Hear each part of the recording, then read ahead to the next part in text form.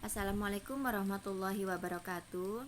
Kali ini saya membahas soal prosedur akan melakukan operasi benjolan di leher melalui BPJS. Nah, kali ini saya membahas ini kenapa? Karena orang-orang yang mempunyai BPJS itu nggak tahu bagaimana caranya kita mau operasi, itu langkah apa dulu yang harus dilakukan.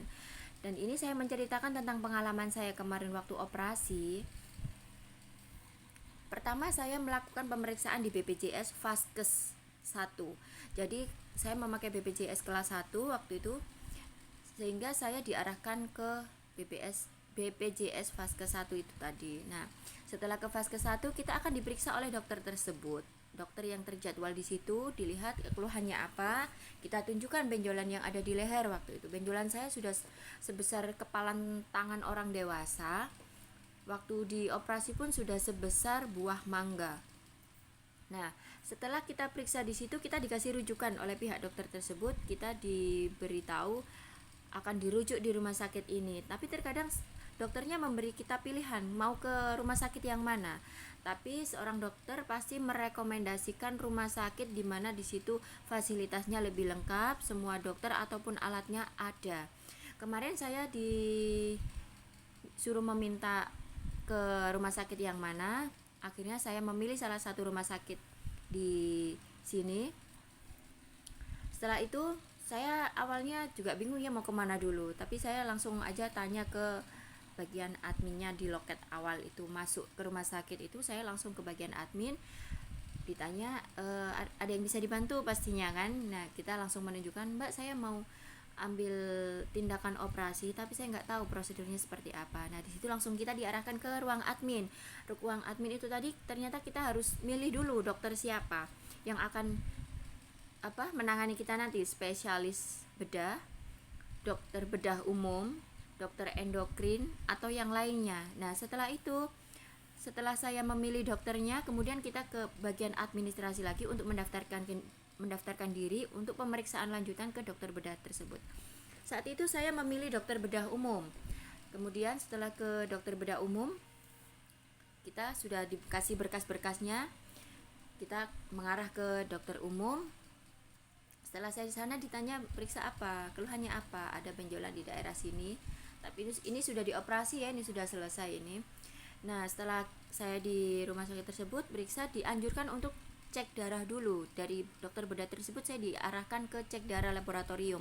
Jadi cek darah itu untuk mengecek hormon, TSH-nya dulu ya waktu itu. Kemudian suruh ngambil besoknya, kata dari laboratorium suruh ngambil besoknya. Setelah itu besoknya saya datang lagi ke rumah sakit buat ngambil hasilnya. Saya serahkan lagi ke dokter umum, ke bedah umum tadi. Setelah dilihat hasilnya bagus, suruh cek darah lagi. Kenapa disuruh cek darah lagi? Karena itu untuk kebutuhan anestesi. Kita dilihat gula darahnya tinggi atau tidak, trombositnya rendah atau tidak, dan lain-lain. Setelah kita melakukan cek darah untuk anestesik, besoknya kita hasilnya keluar, kemudian dikasihkan lagi ke dokter bedah umumnya. Saya diarahkan lagi ke biopsi. Ke biopsi itu dimana kita ada pemeriksaan di benjolan tersebut, seperti menggunakan jarum kecil yang ada pipet di atasnya. Kemudian di situ kita diambil sampel. Nah, itu prosesnya sangat cepat sekali dan tidak sakit.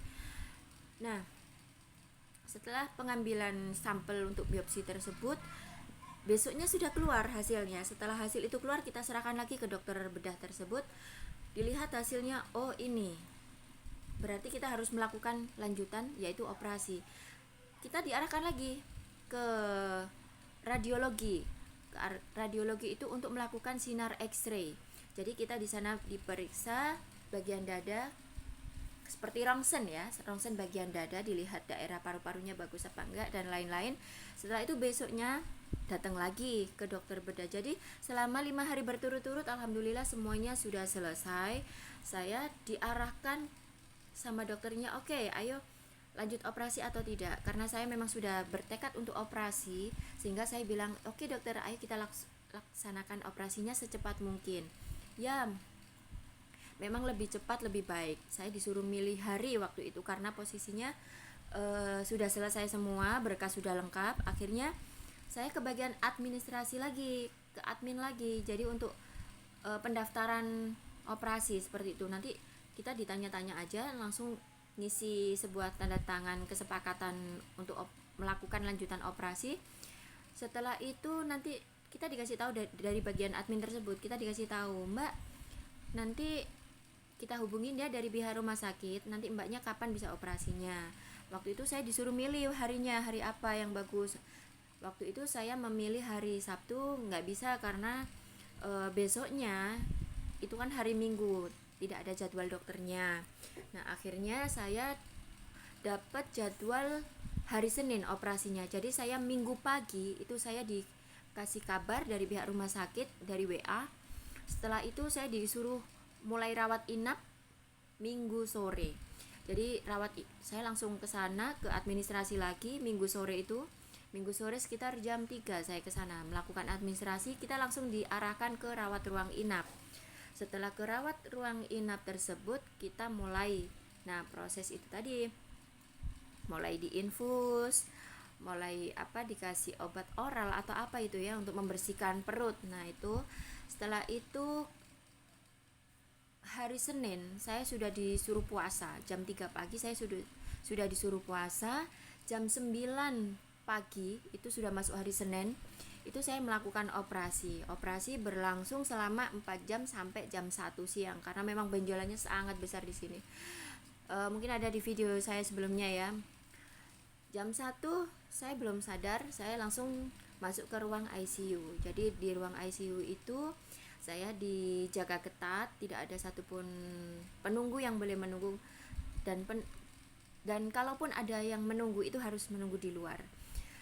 Saya di ruang ICU sadar itu pukul 6 maghrib, hari Senin pukul 6 maghrib saya sadar. Di situ langsung saya dapat jadwal makan malam. Habis makan kita tetap suruh istirahat. Di situ setelah operasi kita dibius total ya. Jadi bius total udah nggak ngerasain apa-apa, tahu-tahu kita sadar udah dalam keadaan sudah selesai. Semua full perban di area leher. Dan di sini dipasang selang.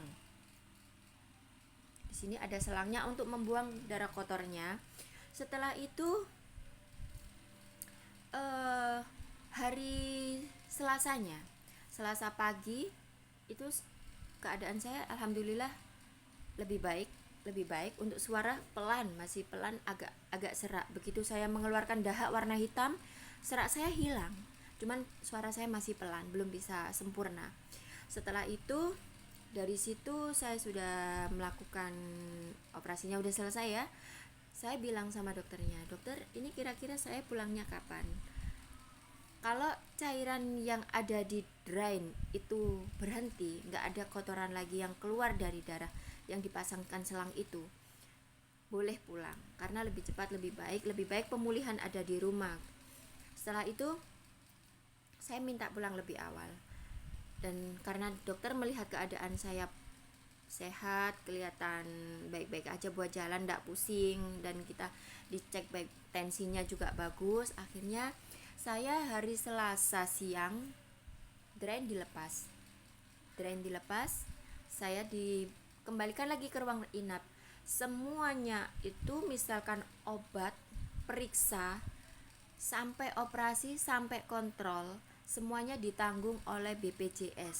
Jadi saya tidak mengeluarkan uang sepeser pun kecuali untuk makan pribadi ataupun untuk cemilan pribadi. Selebihnya sudah ditanggung oleh BPJS. Dan alhamdulillah Selasa sore jam 3 saya sudah diperbolehkan pulang ke rumah. Begitulah prosedurnya, sehingga kita untuk melengkapi segala macamnya itu cuma cukup kita menyiapkan fotokopi KK, fotokopi KTP, fotokopi BPJS, kartu BPJS ya, yang pastinya masih berlaku. Nah, itu saja. Selebihnya nanti adminnya hanya meminta klarifikasi atas nama siapa, nomor teleponnya berapa, dan siapa penanggung jawab saat operasi. Kalau saya kemarin suami saya ya yang penanggung jawabnya, karena di situ ada seperti semacam surat kesepakatan tindakan operasi seperti itu. Terima kasih, semoga sehat selalu dan jangan pernah takut operasi, karena menjemput sembuh itu memang terlihat menyeramkan padahal sebenarnya tidak. Sekian. Sekian, terima kasih. Assalamualaikum warahmatullahi wabarakatuh.